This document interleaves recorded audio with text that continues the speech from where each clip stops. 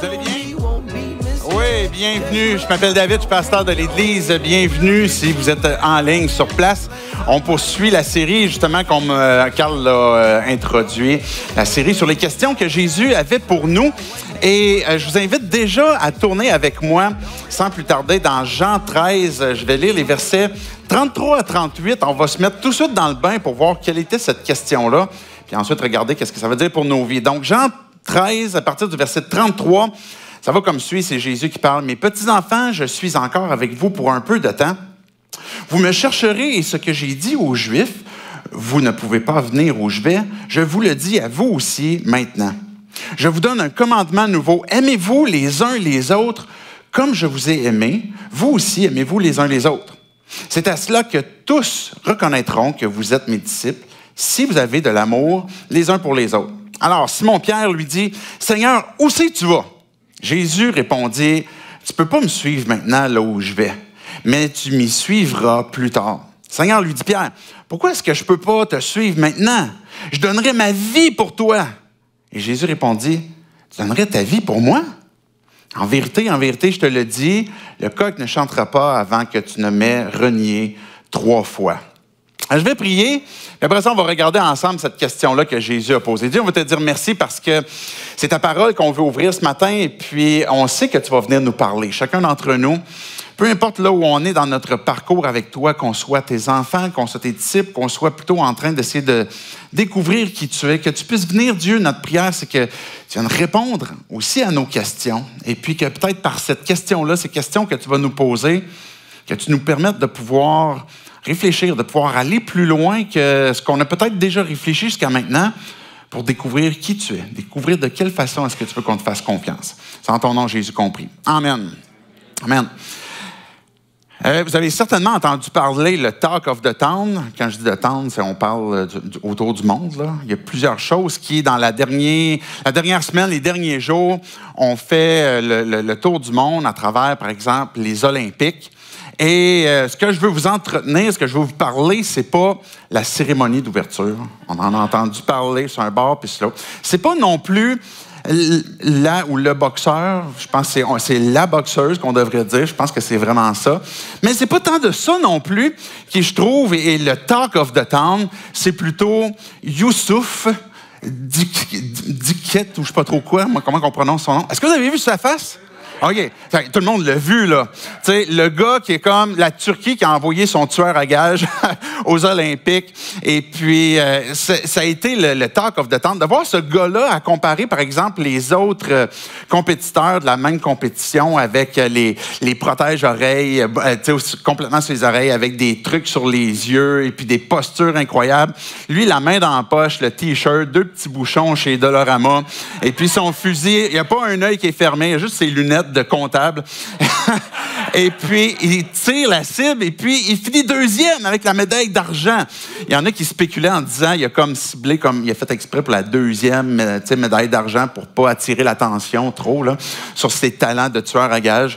Mais le gars, on voit de toute évidence qu'il y a comme une facilité, une simplicité à voir à comparer, par exemple, les autres. Et juste pour le fun, je suis allé chercher, j'ai fait une recherche rapide, là, j'ai pas fait une recherche très approfondie. C'est qui a gagné la médaille d'or? Et puis, dans ma petite recherche rapide, j'ai pas réussi à trouver. Imaginez, c'est comme le gars qui a la médaille d'argent est en train d'éclipser même celui qui a tiré mieux que lui.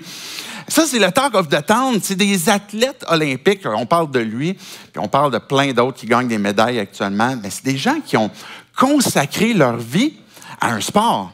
Et là, c'est pas rien. Je n'ai jamais été dans l'environnement d'une personne qui a fait les Olympiques. Mais on peut imaginer un peu à quoi ça va ressembler. Là. C'est sûr que leur alimentation est directement animée de par leur objectif olympique. Par exemple, que ça soit leur technique qu'ils vont pratiquer, les entraînements qu'ils vont avoir, donc les journées qu'ils vont passer. On sait qu'ils vont certainement se lever tôt, se coucher tard, dépendamment des certaines disciplines. Et puis, c'est des gens qui consacrent leur vie pour leur sport dans le but d'obtenir une médaille d'or. C'est ça le but des Jeux olympiques. quand on parle de donner sa vie à quelque chose, ben on est relativement familier quand même avec ça. Même dans notre monde, comme on parle des Olympiques, ben on va dédier notre vie, par exemple, à un sport, mais on pourrait avoir aussi l'expression de donner sa vie ou de dédier sa vie à d'autres domaines. On pourrait donner notre vie, par exemple, à notre carrière. Je décide de dédier ma vie pour avoir une carrière dans laquelle je vais pouvoir évoluer, je vais pouvoir avancer. Peut-être que ça peut être dans ta formation, que présentement, tu es en train de dédier le gros de ta vie pour dire, ben je veux justement m'assurer de la carrière que je vais faire plus tard. Je vais avoir suffisamment d'avancées. Donc, la formation que je vais faire, elle doit être bien faite. Peut-être que tu es en train de dédier ta vie à tes enfants. Quand on a des enfants, on en a eu, moi et ma femme, on a eu 4 enfants, on a des jeunes enfants, bien là, ta vie est dédiée. Là. Si même à un moment donné, ça ne te tente plus parce que tu es fatigué un lundi matin ou un samedi matin, tu es quand même dédié à la vie des enfants pour prendre soin d'eux d'une façon ou d'une autre. Et peut-être que ça fait partie d'un style de vie que tu veux garder pour toujours, dans un sens de prendre soin des enfants. Ça peut être un passe-temps aussi qu'on a dédié nos vies. Que ce soit, peu importe le sport, comme on disait tantôt, ou bien une activité sociale, à la communauté. Peut-être que ça serait une forme de connaissance. On aime pouvoir découvrir, on aime lire des articles, par exemple, scientifiques, puis on dédie nos vies à poursuivre certaines connaissances.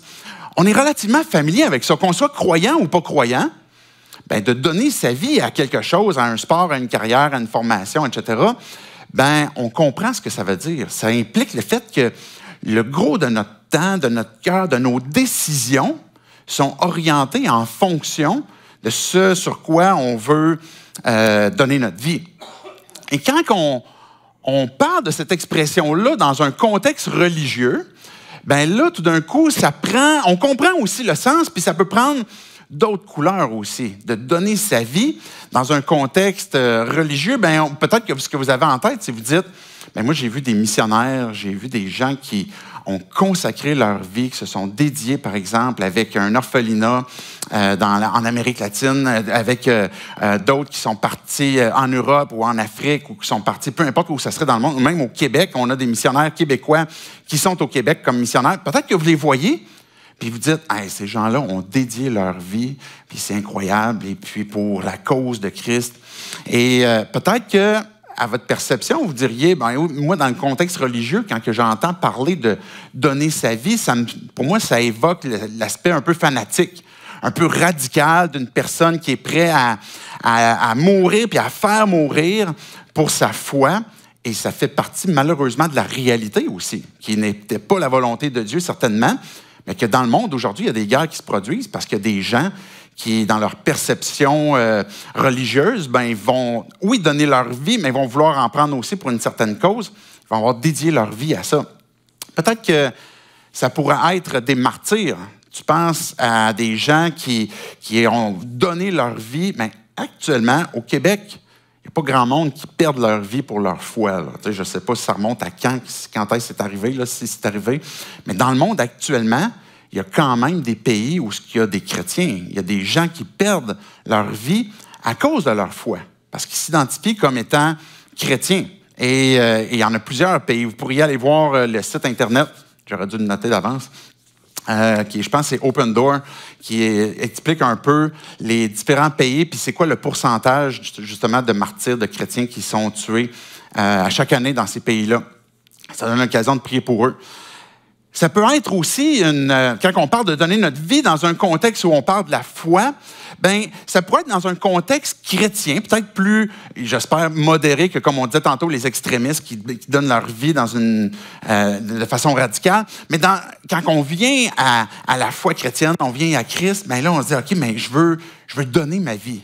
Ça n'implique pas nécessairement dans nos esprits qu'il va falloir que je meure, mais ça veut dire que, OK, il y a des choses, il y a des décisions dans ma vie qui vont être cohérentes en fonction de cette décision que j'ai prise de donner ma vie pour Christ. Et puis, donc, il y a des choses qui doivent changer. Et puis, je dois, quelque part, peut-être être prêt à renoncer à mes propres désirs. Jésus, il disait, celui qui va être mon disciple, qui renonce à lui-même, qui se charge de sa croix, chaque jour, et qu'il me suive. Donc, ces trois aspects-là, que ce soit de renoncer à soi-même, ses propres désirs, de charger la croix, de porter une part de sacrifice pour dire, bien, OK, ça fait partie de la vie auquel je vais m'identifier maintenant à Christ, je veux suivre Christ, donc je vais faire de sa volonté ma volonté. Donc, on se dit, bien, OK, c'est la façon que je devrais perdre ma vie pour être disciple de Christ, pour faire sa volonté. Et quand on réfléchit à cette notion-là, parce que Pierre, dans le fond, je ramène au verset 37, simplement pour relire qu'est-ce qui s'est passé. Ou en fait, on va aller au verset 36 pour voir c'est quoi la question de Jésus. Simon-Pierre lui dit, « Seigneur, où vas-tu? » Alors Jésus lui dit, « Tu ne peux pas me suivre maintenant là où je vais, mais tu m'y suivras plus tard. » Alors Seigneur, lui dit Pierre, « Pourquoi ne puis-je pas te suivre maintenant? Parce que je donnerai ma vie pour toi. » C'est Pierre qui a lancé la question, qui a lancé l'idée. Moi, je suis prêt à donner ma vie. Pierre est un disciple de Christ. Là. Il est en train de suivre Jésus. On ne se trouve pas longtemps avant que Jésus soit exécuté, ait donné sa vie. Et puis Pierre, il dit, moi, je suis prêt à donner ma vie pour toi. Et là, Jésus utilise cette affirmation-là pour le formuler en une question. Tu donnerais ta vie pour moi. Et la façon que je comprends la question de Jésus, il n'est pas en train de narguer Pierre. Il n'est pas en train de lui remettre d'un dent. Mais je pense qu'il est en train de l'amener à vouloir réfléchir. Parce que Jésus va lui dire, ben ce soir, avant que le coq chante, tu vas m'avoir renié à 3 reprises.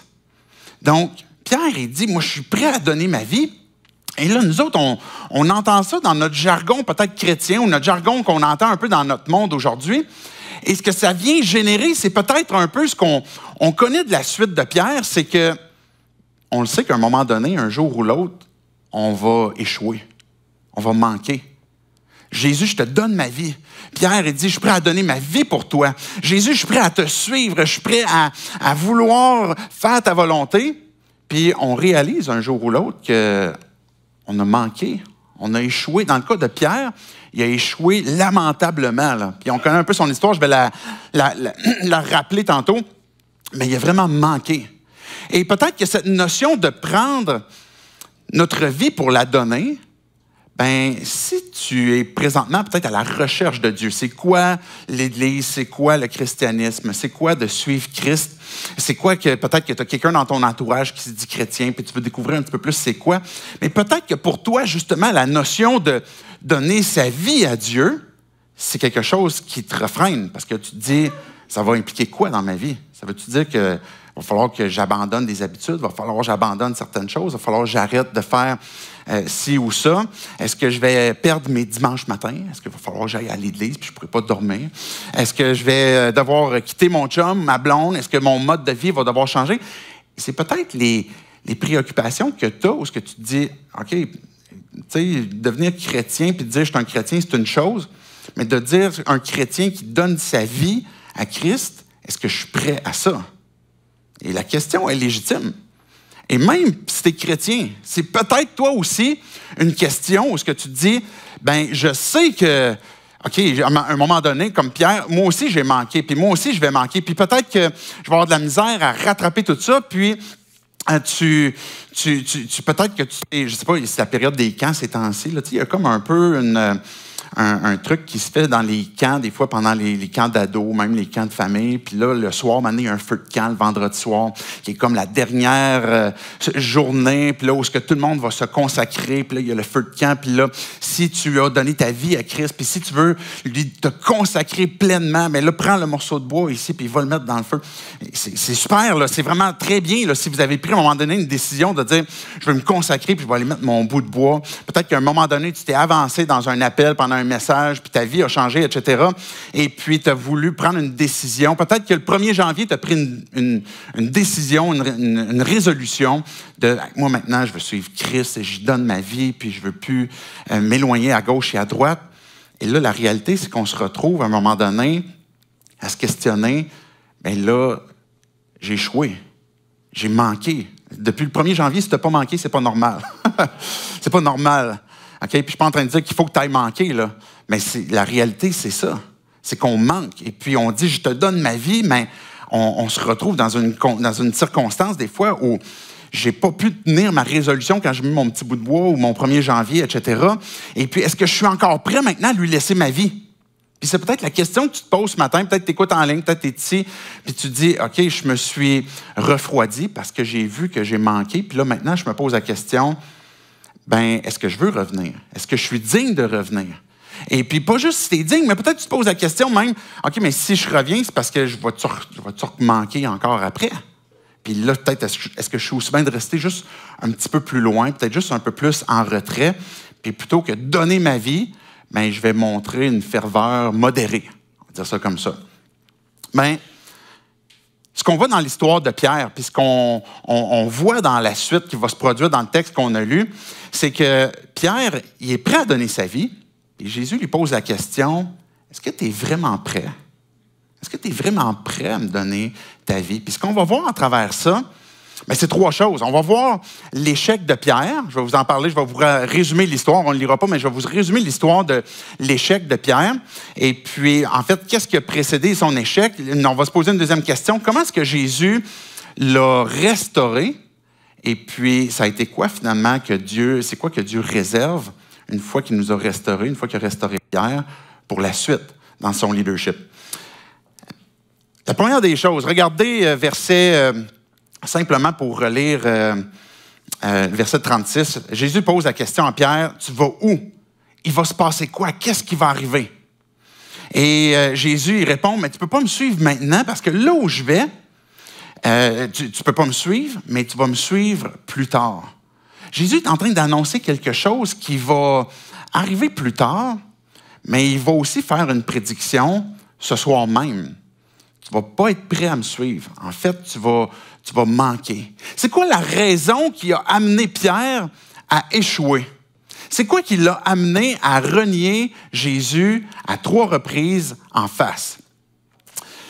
Ça n'a pas été seulement Pierre en passant. Hein. Quand on parle de l'histoire de Pierre, on aurait pu nommer d'autres personnages dans la Bible, comme par exemple Jonas, on aurait pu parler de David, on aurait pu parler de Paul, on aurait pu parler d'Abraham, on aurait pu parler de Moïse. C'est tous des hommes, puis j'aurais pu nommer des femmes. C'est tous des personnes qui ont manqué à un moment donné. Et c'est quoi qui précède ça? C'est quoi qui a précédé cette chute-là pour les raisons qui étaient derrière? Pierre... On se retrouve dans un contexte où il y a des gens qui viennent chercher Jésus. Et puis, on veut amener Jésus en procès, puis on veut l'amener devant un procès religieux, devant les chefs religieux. Puis on veut l'accuser de choses qu'il a dites, et puis on l'accuse à tort. Et puis là, ben Pierre, lui, ce qu'il fait, puis je ne sais pas si vous vous souvenez, on est dans le jardin, à un moment donné, Jésus, il va voir Pierre, Jean, puis Jacques, il a dit comme, priez avec moi, là, priez, puis là, Jésus, il va prier, il revient, puis là, les 3 gars, ils dorment, là, ils réveillent, puis là, il y a Jésus, il dit, priez, puis là, il repart, il revient, ils dorment encore. Puis là, Jésus leur dit, ben c'est important, là, parce que l'heure est grave, parce que vous avez besoin de Dieu, vous avez besoin que Dieu intervienne à ce moment-là dans vos vies. Mais ça a été quelques minutes après que finalement, les gens sont arrivés pour venir chercher Jésus. Et là, Pierre, qui, à place de prier, dormait, a décidé de suivre Jésus, de loin. Puis on voit dans le texte qu'il est juste assez proche pour voir, mais juste assez loin pour ne pas être vu.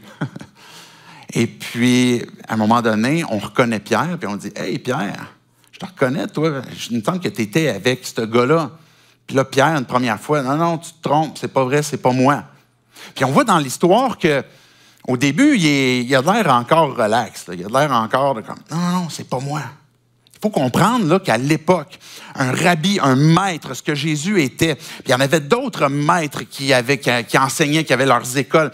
Et puis d'être un disciple d'un maître et de renier son maître, c'était une grande offense. C'était un grand déshonneur. Un disciple qui disait « Non, non, non, je ne connais pas cette personne-là » puis qui reniait son maître, bien, il est en train de lancer un grand déshonneur. Et là, on est déjà dans un premier reniement où Pierre va dire « Jésus, je ne le connais pas. Je ne sais pas c'est qui. » Et là, Pierre, on parlait de feu de camp tantôt, il s'en va justement proche du feu de camp, puis il continue d'écouter, il regarde ce qui se passe. Puis là, il y a d'autres gens qui sont là, puis qui disent « Hey, toi, je te reconnais, tu parles comme lui.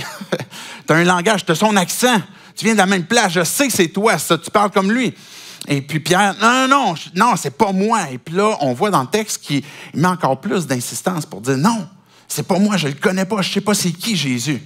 Une deuxième fois.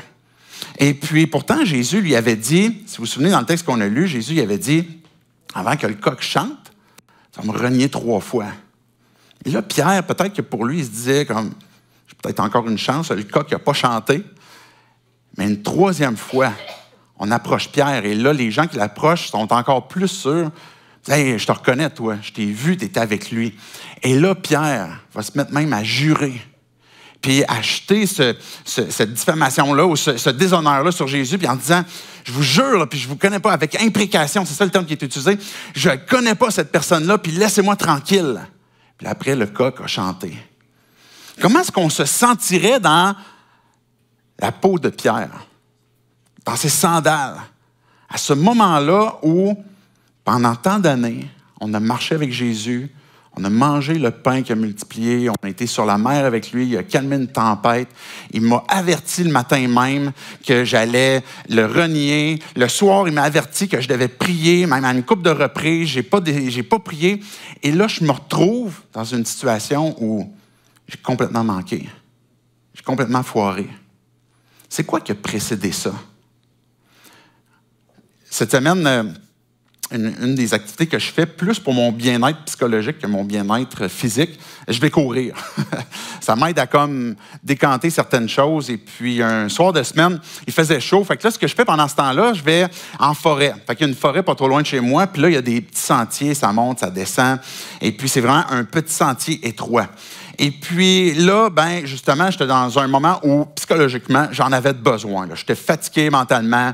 Et puis là, je voulais courir. Et puis là, ça fait même pas 1 minute là, que je cours. Puis là, je donne la gomme là, dans le sentier. Et là, je m'enfarge et je passe de l'état debout à coucher en... J'ai été téléporté. C'est pas plus compliqué que ça. J'ai été téléporté. Ça va être paf! J'étais à terre. Voyons donc, qu'est-ce qui vient de se passer? Je l'avais vraiment pas vu venir. Là. J'avais rien pensé. Tu sais, des fois, je peux m'enfarger. Puis là, pendant 3-4 enjambées, tu te rattrapes. Puis là, tu reviens. Mais là, j'étais debout. Puis après ça, j'étais couché. Puis je me suis réveillé par terre, je me dis, ben voyons donc. Puis là, j'avais mal, mais j'avais vraiment mal. Tout partout, je me suis dit, ça y est, il faut que je retourne en ambulance. Pas tant que ça, là. Mais là, je me relève péniblement, puis là, je me dis, OK, là, certainement que mon esprit était pas allumé, parce que j'étais ailleurs dans mon esprit. Puis je vous dirais pas où j'étais, parce que c'était pas nécessairement glorieux, mais j'avais un peu d'irritation, de colère. Puis là, dans ce moment-là, où je pensais que ça allait bien, je me pensais debout, puis finalement, je me suis retrouvé couché. Et là, je me relève, puis comme je disais tantôt, je suis tellement tombé fort que là, je repars à courir, puis là, je sens ma montre qui vibre, qui n'arrête pas de vibrer, puis je suis comme, voyons, qu'est-ce qu'il y a là? Elle fait jamais ça. Puis là, je regarde, puis comme, OK, envoi d'un message d'urgence, vous avez eu un accident. Tu es en train d'appeler le 911. C'est quoi cette affaire-là? Voyons donc. Ma montre est en train de comme... Là, je vois 2 choses, comme envoi d'urgence, comme appel d'urgence 911, puis on va avertir votre contact, comme Julie Laventure. Fait que là, je sais pas qu'est-ce qu'il fait. Tu t'envoies un courriel? Qu'est-ce que tu fais? Tu sais, comme t'envoies un courriel pour dire à ma femme, comme il s'est planté, il y a eu un accident. Mais je sais pas comment ça fonctionne. J'essayais de comme annuler. Tout est beau, c'est correct. Mais la réalité, c'est que c'est un peu une métaphore que, dans le fond, dans nos vies, on est un peu tous dans ce moment-là, dans des parcours où on pense que tout va bien, puis là, on gère la situation, on gère le truc, puis là, on l'a même pas vu venir, on n'a même pas pensé qu'on allait tomber, puis on s'est retrouvé à plat ventre, puis on a mal. Puis ça fait mal. Puis qu'est-ce qu'on fait? Et quand c'est physique, c'est capable de te relever, puis après ça, tu te remets de ton mal, mais tu poursuis. Mais quand c'est dans ton désir de vouloir découvrir Dieu ou dans ton désir de vouloir justement te rapprocher de la personne de Dieu parce que tu veux le connaître un peu plus ou parce que tu es déjà croyant et puis tu te retrouves dans une situation où tu t'es planté solide, mais qu'est-ce qui a précédé ça? Et puis dans le cas de Pierre, on pourrait le résumer à un énoncé, laissez-moi retrouver mon énoncé, l'excès de confiance en une identité trop faible. Un excès de confiance dans une identité trop faible. Et ça, on pourrait résumer ça à chacun d'entre nous dans un moment qui précède notre chute. Souvent, c'est parce qu'on est trop confiant de nous-mêmes, puis dans une identité qui est trop faible, qu'on est en train de porter. Pourquoi je dis une identité? Ce que Pierre dit, il va dire, Jésus, même s'il fallait que je meure avec toi, je vais y aller. Le gars, là, il est vraiment confiant. Il ne sait pas qu'est-ce qu'il y a devant lui. Il est tellement confiant qu'en fait, même quand Jésus lui dit, OK, l'heure est grave, on voit dans d'autres textes, à un moment donné, Jésus, il dit, OK, Satan, il vous a réclamé, il va vous cribler, là, vous allez être frappé. Là. Et puis, ben Pierre, il est dans le jardin de Gethsémani, puis il dit, ouf, le repas de la Pâque, c'était bon. Comme, il dort sur son arbre plutôt que prier. Mais on est tous de même à un moment donné, si on ne prend pas l'avertissement que Dieu nous donne de, est-ce que je crois que j'ai besoin de la prière ou je suis suffisamment confiant en moi pour dire, peut-être pas besoin de prier ce soir. C'était ça que Pierre il disait. C'est ça qu'on comprend de par son attitude. Là. Et puis non seulement ça, regardez le texte. C'est dans Matthieu 22, le verset 33 et 35. Dans le fond, c'est le même passage. Matthieu, il va relater un autre élément qui ajoute du relief à ce qu'on vient de lire dans Jean. Pierre a pris la parole et lui dit, « Même si tous trébuchent à cause de toi, ce ne sera jamais mon cas. » Jésus lui dit, « Je te le dis en vérité, cette nuit même, avant que le coq chante 3 fois, tu me renieras. » Pierre lui répondit, « Même s'il me faut mourir avec toi, je ne te renierai pas. » Alors, tous les disciples dirent la même chose. C'est intéressant parce que Matthieu ajoute ce relief où ce que Pierre, dans le fond, Pierre est en train de dire, « OK, même si tous te renient, ça ne sera pas mon cas. » Puis moi, je suis prêt à mourir pour toi. Et puis même si tu me dis que Pierre est trop confiant en une identité trop faible. On va, chacun d'entre nous, se forger notre propre identité à partir de 2 sources. On pourrait le dire comme ça. Généralement, ça va être par défaut. Ces 2 sources-là sur lesquelles on va forger notre identité vont être sur un aspect qu'on pourrait dire, par exemple, j'ai juste trouvé les bons mots là, que j'ai utilisés.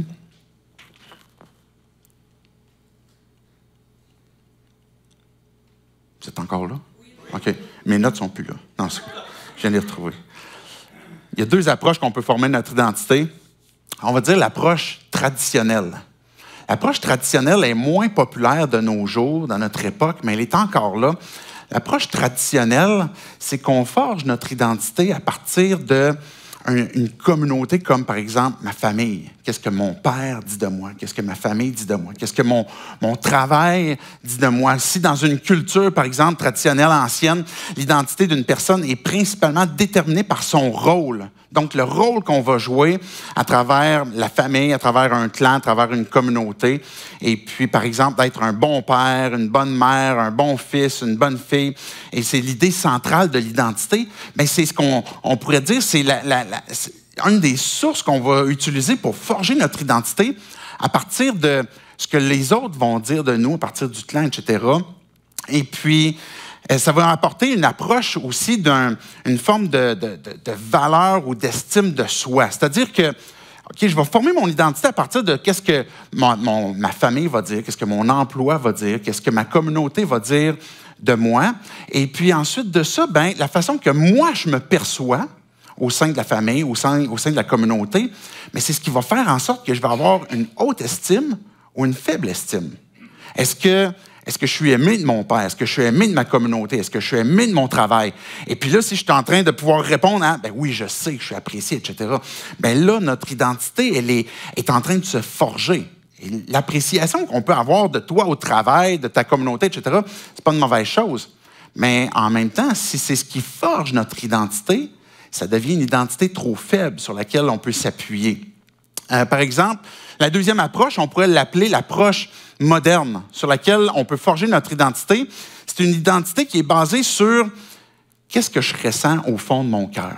Qu'est-ce qui est au fond de moi que je me sens interpellé? Puis dans notre culture moderne, bien, l'identité est déterminée à partir de nos réalisations, par exemple, de nos désirs personnels. Puis les individus, on est encouragés à définir nous-mêmes, indépendamment des attentes de la famille, de la société, c'est quoi qu'on est. Donc, de quelle façon je me sens. Et ça, c'est l'approche plus moderne sur laquelle on va forger notre identité. Et puis ensuite de ça, bien, si je me sens en cohérence avec ce que je veux être, moi, je veux être une personne généreuse, je veux être une personne, par exemple, aimante, je veux être une personne qui est versée dans le travail, par exemple. Mais si ça correspond à ce à quoi j'aspire, bien là, tout d'un coup, mon estime va être bonne ou mauvaise. Si je veux, en dedans de moi, être performant au travail, mais finalement, je réalise que j'y arrive pas, puis mais là, je vais avoir cette faible estime de moi. Mais ces deux approches-là, on pourrait dire, OK, l'approche moderne, on pourrait comme un peu plus comme la dépeindre comme étant négative, mais les deux approches, ils ont quelque chose qui ne peut pas bâtir notre identité de façon complète pour qu'on puisse être suffisamment stable de qui on est, de quelle confiance est-ce qu'on peut avoir sur cette confiance-là. Puis la critique qu'on pourrait avoir, par exemple, de ces deux approches-là, juste dans une petite parenthèse pour que vous compreniez c'est quoi quand on parle d'identité, puis qu'on va revenir à Pierre après, bien, cette critique-là qu'on pourrait avoir par rapport à ces deux approches-là, c'est que un des problèmes qu'on va avoir, en fait, il va en avoir trois, c'est qu'il va y avoir une incohérence. Il va y avoir une incohérence dans nos propres désirs. Je veux être une personne de famille, je veux être un père de famille, je veux être dédié dans ma famille. Et là, c'est ce que je sens dedans de moi. Mais aussi, je pourrais sentir en dedans de moi le désir que d'être un excellent sportif ou d'être un excellent travailleur, puis je veux me dédier à ma carrière. Et là, on retrouve dans notre propre cœur des désirs qui sont contraires. Des désirs qui ne peuvent pas les deux être satisfaits. Et puis, on se retrouve des fois dans ce dilemme-là où, ben, c'est qui je suis. Puis là, on s'en veut parce qu'on se dit, je ne suis pas un bon parent. Parce que je suis tout le temps au travail. Ou bien là, on est plus au travail, puis là, on se dit, ben, je ne suis pas un bon travailleur, je ne suis pas un bon collègue. Et puis là, on vit cette dualité-là dans nos propres désirs. Un deuxième problème, ça pourrait être l'illusion de ne pas avoir besoin de validation. C'est-à-dire qu'on pourrait penser que notre identité, si c'est uniquement ce sur quoi je ressens puis ce que je désire, mais ce qu'il y a avec ça, c'est, ben, je n'ai pas besoin que les autres approuvent cela. Parce que c'est ce qui va émerger de moi ou ce que je vais décider de moi. Mais la réalité, c'est qu'on a été même créé pour avoir ce besoin que d'être validé, que d'être encouragé. Et on va rechercher ben, ce besoin de validation-là, savoir ben, est-ce que ça correspond à ce qu'on veut aussi dans notre société. Puis on va constamment avoir un peu ce dilemme-là, justement. Ben, est-ce que ce que je ressens, ce que je veux, ben, est-ce que c'est uniquement pour moi ou à quelque part, je vis ça aussi pour les autres?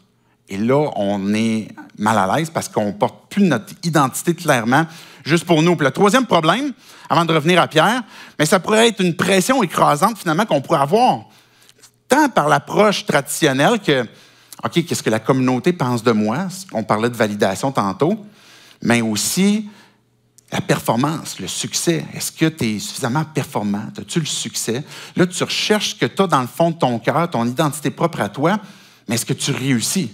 Parce que c'est ça qu'on pose comme question, qu'on se pose nous-mêmes, puis dans notre société, qu'on va se poser. Et là, constamment, on va revenir à nos propres échecs, à nos propres manques, où on ne réussit pas parfaitement à atteindre des standards qu'on pourrait avoir.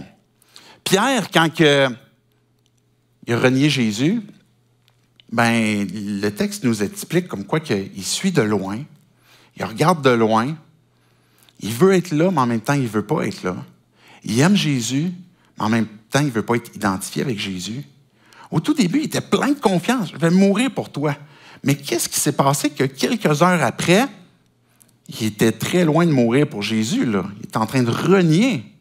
Qu'est-ce qui s'est passé dans son cœur? Il y avait une trop grande confiance envers une identité trop faible. Puis quand Jésus lui a posé la question, « Est-ce que tu vas perdre ta vie pour moi? » Quand Jésus est en train de lui dire ça, je disais tantôt, c'est pas pour lui remettre dans les dents. Je pense que c'est pour l'amener à réfléchir. Est-ce que ça se peut qu'il y ait une autre séquence qui devrait se faire? Est-ce que ça se peut que... Et pourtant, on a vu dans le texte que Jésus dit, « Je dois aller quelque part, que vous ne pouvez pas. » Puis Pierre, « Hey, Jésus, c'est où tu vas? » Pierre, il n'a même pas répondu à la question. Mais on le sait que ce que Jésus s'en va faire, c'est qu'il s'en va donner sa vie. Mais Jésus lui dit, « Pierre, tu ne peux pas venir avec moi, parce que c'est moi le premier qui dois y aller. » Est-ce que, dans une autre des discussions que Jésus avait eues avec Pierre, à un moment donné, avait dit, « Jésus, tu es celui qui a les paroles de la vie, tu es le Christ, tu es celui qui est le Messie envoyé de Dieu. » Et là, Pierre, il se retrouve juste avant de renier Jésus, au moment où il est face à les chefs armés, les gens armés pour l'amener dans un procès religieux. Il est face à des gens, puis là, Pierre, il se dit, « Moi, je vais être le Messie du Messie. » Parce qu'il a pris les choses en main. Pierre, il a sorti son épée, il a coupé l'oreille du gars qui s'approchait de lui. Mais Pierre, il s'est dit, je vais sauver Jésus. Pourtant, on a vu que, puis le texte qu'on a lu dans Jean 13, et quelques heures avant que Pierre y coupe l'oreille, Jésus lui a dit, c'est moi qui dois y aller en premier, c'est pas toi. Pierre, il est appuyé sur une assurance. Pierre, on l'imagine comme, tu sais, le gars, c'est un pêcheur, il a une entreprise de bateau, c'est un gars qui drive des affaires, puis on imagine qu'il va être capable de driver la chose avec les gens qui viennent, puis coupe une oreille, puis finalement, ça marche pas. Il a échoué, puis il a manqué. Puis ça nous emmène à la deuxième question. Bien, qu'est-ce que Jésus fait dans ce temps-là? Qu'est-ce que Jésus fait avec nos vies, avec nous, avec Pierre, quand on a échoué lamentablement? Et puis, c'est plate un peu pour Pierre parce on cite son exemple encore aujourd'hui comme étant comme un échec lamentable. Mais je suis content qu'on l'aille parce que ça nous permet de relativiser des fois nos propres échecs. Si Jésus a restauré Pierre, le gars, il l'a renié à 3 reprises en face, puis il a dit, je ne le connais pas, puis je ne veux rien savoir, puis si vous vous trompez, c'est pas moi, puis etc., puis il s'en va. Et puis, et dans le découragement, ben, nos propres échecs entrent aussi dans ce range dans lequel Jésus peut intervenir, puis il veut intervenir. Qu'est-ce que Jésus a fait? Regardez dans Jean 21, on se retrouve un peu plus loin, dans le fond, dans Jean 18, c'est le moment où Pierre renie Jésus. On se retrouve dans Jean 21, après que Jésus a été mort et ressuscité. Et là, Jésus, il ramène Pierre dans un contexte très similaire. Vous allez voir beaucoup de similitudes. Je vais juste vous expliquer avant qu'on lise. Autant que Pierre a renié Jésus, c'était proche d'un feu à ce moment-là. Jésus, il ramène Pierre sur le bord de la plage comme ça, avec un feu qui est proche. Et puis, à 3 reprises, Pierre a renié Jésus. Et on va voir à 3 reprises que Pierre va avoir l'occasion d'affirmer son amour pour Jésus. Et on va lire le texte, puis après ça, je vais l'expliquer. Lorsqu'ils eurent mangé, Jésus dit à Simon-Pierre, « Simon, fils de Jonas, m'aimes-tu? » C'est intéressant, hein? J'étais supposé de lire le texte, puis juste commenter après, mais je vais le dire tout de suite. Jésus interpelle Simon tout de suite par son nom. On parlait d'identité tantôt. C'est qui tu es? Simon, fils de Jonas. On voyait la semaine passée que Pierre, Jésus lui dit, tu es Simon, c'est fort, tu vas être appelé Pierre maintenant. Puis il a annoncé à travers la transformation de son nom, de quelle façon est-ce que Pierre allait être transformé, puis qu'il allait être utilisé aussi pour son Église. Jésus, il ramène à Simon, Pierre, son identité est fils de Jonas. Il aurait pu l'appeler Pierre. « M'aimes-tu plus que ceux-ci? » Il lui répondit, « Oui, Seigneur, tu sais que j'ai de l'amour pour toi. » Alors Jésus lui dit, « Nourris mes agneaux. » Il lui dit une deuxième fois, « Simon, fils de Jonas, m'aimes-tu? » Pierre lui répondit, « Oui, Seigneur, tu sais que j'ai de l'amour pour toi. » Alors Jésus lui dit, « Prends soin de mes brebis. » Il lui dit la 3e fois, « Simon, fils de Jonas, as-tu de l'amour pour moi? » Et Pierre fut attristé de ce qu'il lui avait dit la 3e fois, « As-tu de l'amour pour moi? » Et il lui répondit, « Seigneur, tu sais tout. Tu sais que j'ai de l'amour pour toi. » Arrêtez là pour l'instant. Souvenez-vous, Pierre, dans son assurance de qui il était, de son identité, Jésus, même si tout le monde est perdu, pas moi. Je vais te suivre jusqu'au bout. Jésus commence avec une première question. Pierre, est-ce que tu m'aimes plus que tous ceux-là?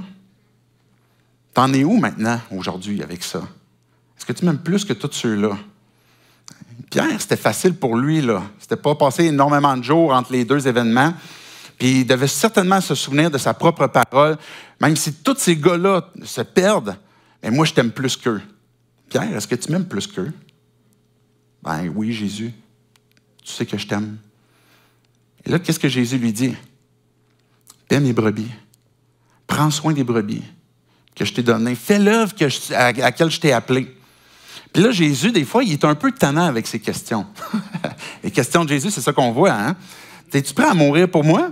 Mais là, on voit 3 fois la même question. Parce qu'une 2e fois, Jésus va poser la question qu'on a lue au verset 16. Il lui dit une 2e fois, Simon, fils de Jonas, m'aimes-tu?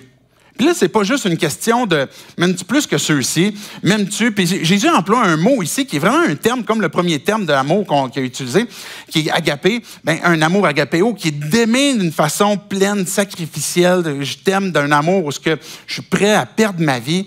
Et là, Pierre, il va répondre « Jésus, oui, tu sais que je t'aime, que tu sais que j'ai de l'amour pour toi. » Fait que là, Jésus lui a dit la deuxième fois, dans ce cas-là, prends soin de mes brebis. Fais l'œuvre à laquelle je t'ai appelé. Il y a une troisième question. Pierre, est-ce que tu as de l'amour pour moi? Puis Jésus emploie le terme ici, philéo, un amour plus. Pierre, dans le fond, est-ce que pour toi, je suis un ami? C'est pas un amour agapé, mais est-ce que pour toi, je suis un ami? Tu as de l'amour pour moi, tu m'apprécies. Puis c'est pour ça que Pierre a été attristé. Ça dit que Pierre fut attristé, puis à cause de la question qu'il avait demandé, est-ce que tu as de l'amour pour moi? Puis Pierre va lui dire, Seigneur, tu sais tout, tu sais que j'ai de l'amour pour toi. Et qu'est-ce que Jésus lui a dit à ce moment-là? Paie mes brebis. Jésus est en train d'insister sur l'œuvre que lui est en train de faire, l'appel que lui a donné. Pas sur les capacités que Pierre avait, pas sur l'identité que Pierre avait. On a tous une identité propre sur laquelle on dit tantôt qu'on s'appuie à partir des deux sources qu'on pourrait avoir. Mais ultimement, c'est sur quoi qu'on est appuyé. Puis là, Jésus est en train de dire, est-ce que tu as de l'amour pour moi? Est-ce que la façon que Jésus est en train d'amener Pierre à être restauré, c'est la même façon pour nous que si présentement tu es dans un échec où tu l'as déjà vécu et puis tu ne sais pas comment revenir ou que tu vas l'être bientôt, puis tu vas te poser la question, c'était quoi donc qu'on disait quand que Pierre a été restauré? C'est deux choses. La repentance puis une nouvelle infusion d'amour. La repentance puis une nouvelle infusion d'amour. Quand je dis infusion, c'est parce qu'on la reçoit. La repentance, c'est quoi? OK, je vais mettre ça simple, je vais mettre ça le plus simple possible. Et puis, c'est pas parce que c'est simple que c'est nécessairement facile, mais la repentance, c'est quoi? C'est de s'abandonner à Dieu sans excuse, sans minimiser, sans blâmer quelqu'un d'autre, sans apitoiement. C'est ça que j'ai fait. Il n'y a pas d'excuse. Je ne suis pas en train de m'apitoyer. Ah, mais tu sais, Jésus, tu sais, le souper, il était lourd, j'ai dormi, à la place de prier, ou bien, tu sais, là, on a quelques excuses. Et puis, quand que Jésus il pose ces questions, est-ce que tu m'aimes plus que ceux-ci? Il est en train de creuser tranquillement. Et l'Esprit Saint, il fait la même chose aussi dans ta vie. Puis l'objectif de l'Esprit Saint, quand que Dieu il pose ces questions-là, ça se peut que ça nous emmène à être attristés. Puis comme, c'est vrai. Tu connais mon cœur, tu sais où est-ce que je suis, tu sais en quoi j'ai manqué. Puis plus tu creuses Jésus, plus je sais que je n'ai pas d'excuses. Je ne peux pas minimiser. Je ne peux pas blâmer quelqu'un d'autre. Je ne peux pas m'apitoyer. J'ai foiré. J'ai manqué. J'ai péché. Et là, tu dis, quand on dit confesser, littéralement, c'est de dire pareil comme Dieu. Ce que Dieu il dit de ton cœur, voici Dieu, je reconnais que c'est ça. Et ça, c'est la repentance. C'est facile, hein? Mais c'est libérateur. C'est le premier pas pour pouvoir être libéré.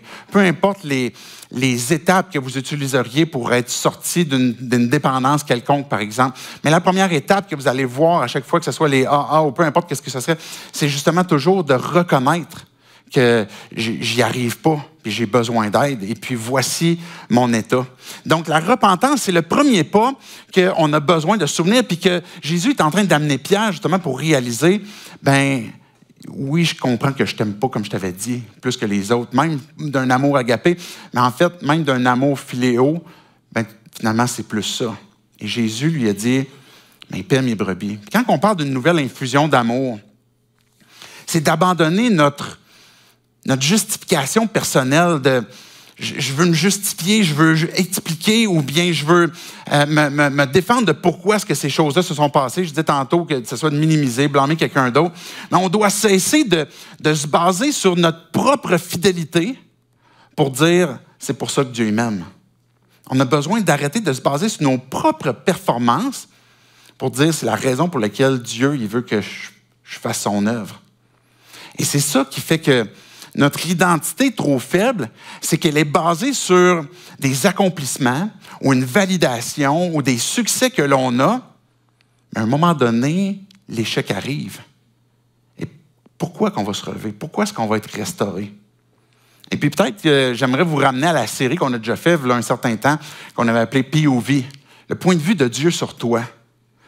qu'on a besoin de commencer avec le fait que quand Dieu il dit « Je t'aime, t'es justifié, je t'ai pardonné, j'ai triomphé pour toi », là, tout d'un coup, on comprend que la validation qu'on a pour nos propres cœurs, c'est pas tant sur mes réussites puis ce que je vais faire, sur mes performances, sur mes succès, mais plutôt sur ce que Christ a fait. Et ça va être la raison pour laquelle je vais avoir envie de continuer puis de me relever. Je veux revenir au texte qu'on a lu au tout début, dans Jean 13. On va recommencer à partir du verset 33. Puis on aurait pu penser que les premiers versets étaient déconnectés du reste, mais ils sont très liés les uns aux autres. « Mes petits-enfants, je suis avec vous pour un peu de temps. Vous me chercherez, et ce que j'ai dit aux Juifs, vous ne pouvez pas venir où je vais, je vous le dis à vous aussi maintenant. Je vous donne un commandement nouveau, aimez-vous les uns les autres, comme je vous ai aimé. Vous aussi aimez-vous les uns les autres. C'est à cela que tous reconnaîtront que vous êtes mes disciples si vous avez de l'amour les uns pour les autres. » Jésus est dans un moment de tendresse pour ses disciples, petits-enfants. C'est rare qu'on voit cette expression-là, que Jésus s'adresse comme ça à ses disciples. Et là, il est en train de leur parler comme « Hey gang, mes petits-enfants, il veut en prendre soin, il a un cœur pour eux, il les aime. Il dit, vous allez me chercher, vous ne me trouverez pas. Parce qu'il faut que j'aille le premier. » Le plan de Dieu était que Jésus puisse donner sa vie en premier. Puis nous, on est un peu dans notre façon de forger nos choses, de Dieu, je vais t'aimer. Dieu, je vais donner ma vie pour toi. Puis ça va être pour ça que tu vas m'aimer. Et toutes les religions du monde fonctionnent comme ça, sauf le christianisme. Parce que ce que Jésus dit, c'est, non, c'est moi qui y va le premier. Non, tu ne me suivras pas. Puis comme j'ai dit à tous les Juifs, puis tous les autres, c'est moi le premier qui va y aller. Car Dieu a tant aimé, on chantait tantôt. C'est lui qui nous a aimés le premier. C'est ça qu'on a besoin de se rappeler. Avant de dire, OK, je vais te donner ma vie. Ce que Jésus est en train de dire, tu vas me donner ta vie, Pierre, c'est moi qu'il faut qu'il te donne ma vie. Et c'est ça qu'on a besoin de se rappeler. Quand que Dieu est en train de nous restaurer, puis quand on est dans un moment, peut-être qu'on est en train de vouloir s'élancer dans peu importe qu'est-ce que ce serait, où on est en train de re-questionner, à savoir où est-ce qu'on se situe par rapport à Dieu, mais c'est de se rappeler, premièrement, c'est Dieu qui a donné sa vie. C'est Dieu qui nous a aimés le premier. C'est lui qui nous a montré. Et puis ça va avec ce qu'il va dire aussi. Il va dire, verset 34, il va dire, je vous donne un commandement nouveau. Aimez-vous les uns les autres. De quelle façon? Comme je vous ai aimé. Comme je vous ai aimé en premier.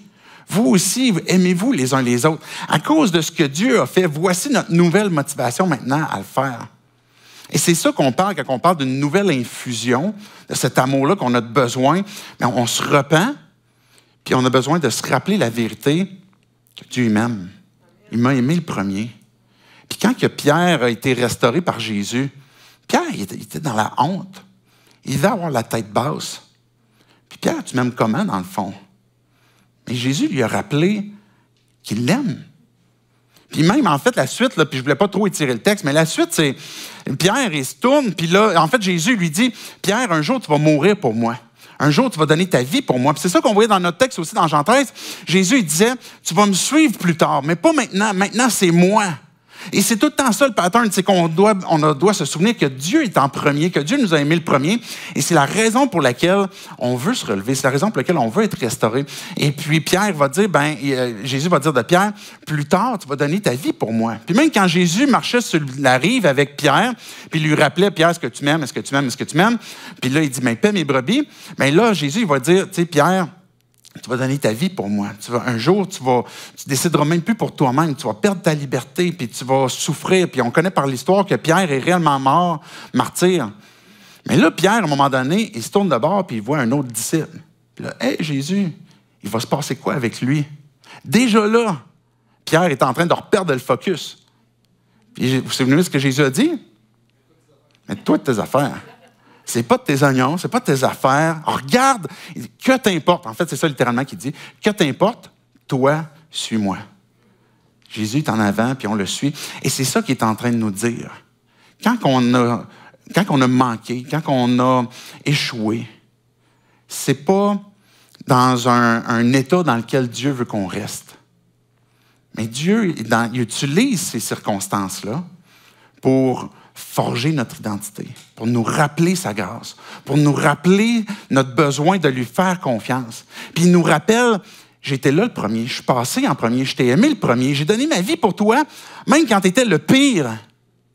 Fait que même si tu es un petit peu mieux maintenant, souviens-toi que je t'ai aimé quand tu étais le pire. Relève-toi, suis-moi, paie mes brebis. Et je vais inviter les musiciens à s'avancer. Ce que Pierre est devenu par après, et c'est ça qui est complètement à l'envers de toute société à l'époque, puis jusqu'à aujourd'hui. Souvent, on va mettre les grands leaders, ceux qui n'ont jamais manqué ou pas des erreurs flagrantes ou très connues, bien, ça va être ceux qui vont être forts, ceux qui vont réussir, c'est ceux qui vont être les leaders. Et Pierre, qui a échoué lamentablement, est devenu Pierre. Il est devenu le gars qui, et on trouve dans les Actes, qui se met à prêcher dans Acte 2, puis qu'il y a des milliers de personnes qui acceptent le Seigneur. On voit Pierre dans Acte 4, où il prie aussi, puis il y a des miracles qui se produisent, où il y a des moments où il se fait lui-même battre, et puis qu'il va ressortir heureux même d'avoir été jugé digne des souffrances de Christ. Pierre est une personne transformée, puis Jésus l'a utilisé, malgré son échec lamentable, pour devenir un grand leader. Et pour Pierre, c'est pas juste parce que, OK, vu que tu as fait une grande erreur, tu peux devenir un grand leader. Mais Pierre s'est repenti. Puis il a replacé ses yeux sur qui était Jésus, de quel amour est-ce qu'il l'a aimé. C'est quoi cette nouvelle infusion que j'ai besoin de me rappeler que l'amour de Dieu qu'il a eu pour moi, pour me dire, il n'est pas en train de me laisser terrasser, il n'est pas en train de me laisser planter là. Il veut que je me relève. Et puis, dans cet échec-là que j'ai vécu, puis que j'ai revécu, puis je suis encore là, mais c'est encore une occasion pour moi de me rappeler, c'est quoi la bonne nouvelle, finalement? C'est que Dieu m'a donné sa vie. Puis pas parce que je la méritais. Il me donne sa grâce, il me tend la main, il veut que je lui fasse confiance, que je me rappelle la raison pourquoi est-ce que je peux me rappeler, me relever, et puis continuer d'avancer. Puis l'œuvre à laquelle il m'a appelé, il dit, par ta grâce, Dieu, je veux le faire, je veux avancer. Je veux vous inviter à vous lever avec moi. Je veux prier en terminant, prier pour chacun d'entre nous. Je sais que c'est humiliant. Plusieurs d'entre nous, on peut porter la honte, on peut porter une souffrance de l'échec. Peut-être que c'est déjà arrivé, peut-être que tu es dedans présentement, peut-être que ça va arriver. Mais je veux prier que Dieu puisse venir faire ancrer ces vérités-là dans nos cœurs, que nos vies puissent être transformées à travers cette histoire qu'on a vue de Pierre et cette question que Jésus nous a laissée. Dieu, on veut te dire merci parce que tu nous rappelles qui tu es. Tu nous rappelles, Jésus, que tu es celui qui devait aller le premier. Tu es celui qui a donné sa vie en premier. Et c'est la raison pour laquelle maintenant on peut avoir cette identité solide en toi. Que puisqu'on est aimé, on peut se relever, on peut avancer, on peut te servir. Dieu, dans cette crainte que peut-être on a que de venir à toi, que de devenir tes disciples, puis on est incertain à savoir, est-ce que je suis vraiment prêt à devenir chrétien? Mais tu m'as rappelé ce matin comme quoi que tu m'as aimé le premier, que tu es allé en avant, et puis que la raison pour laquelle tu m'as donné ta vie, c'est pour que je puisse être réconcilié avec toi, que je puisse être pardonné, que je puisse être justifié, que tout cela puisse s'accomplir parfaitement, et puis que maintenant que ma vie puisse t'appartenir et que malgré des échecs qui pourraient survenir, que tu ne m'abandonneras jamais. Dieu vient rassurer nos cœurs. Pour chacun d'entre nous qui sommes tes enfants, tes disciples, qu'on a manqué, peut-être notre ferveur peut-être a diminué avec le temps parce que justement, on s'est désillusionné de nos propres capacités. Fait qu'on a honte de nous-mêmes. Dieu vient parler à nos cœurs. Tu n'es pas l'adversaire, tu n'es pas celui qui accuse, tu n'es pas celui que tu veux qu'on reste écrasé, qu'on reste dans notre échec, mais tu es celui qui nous tend la main, qui veut nous relever. Et puis Dieu vient mettre clair dans nos cœurs, là où on a manqué. En quoi est-ce qu'on doit se repentir? Qu'est-ce que tu veux qu'on t'abandonne? Simplement, sans excuse, sans blâmer, pour qu'on puisse saisir ta grâce et dire, encore une fois, Jésus, j'ai besoin de toi. Viens nous fortifier. Viens transformer nos vies. Dieu, tu fais de ton Église des personnes qui sont transformées pas à pas, de progrès en progrès. Et puis par ta grâce, Dieu, tu nous permets de se relever de nos échecs et puis d'avoir les pas de cette marche qui est de plus en plus ferme, mais que tu puisses faire de nous, Dieu, une famille, une Église qui va comprendre cette dynamique-là, comprendre notre identité qu'on peut avoir en toi, puis être ces agents, ces personnes qui vont pouvoir témoigner de quelle façon est-ce que tu transformes les vies. Encore aujourd'hui. Reçois toute gloire, Jésus. reçois tout honneur, c'est en ton nom compris. Amen.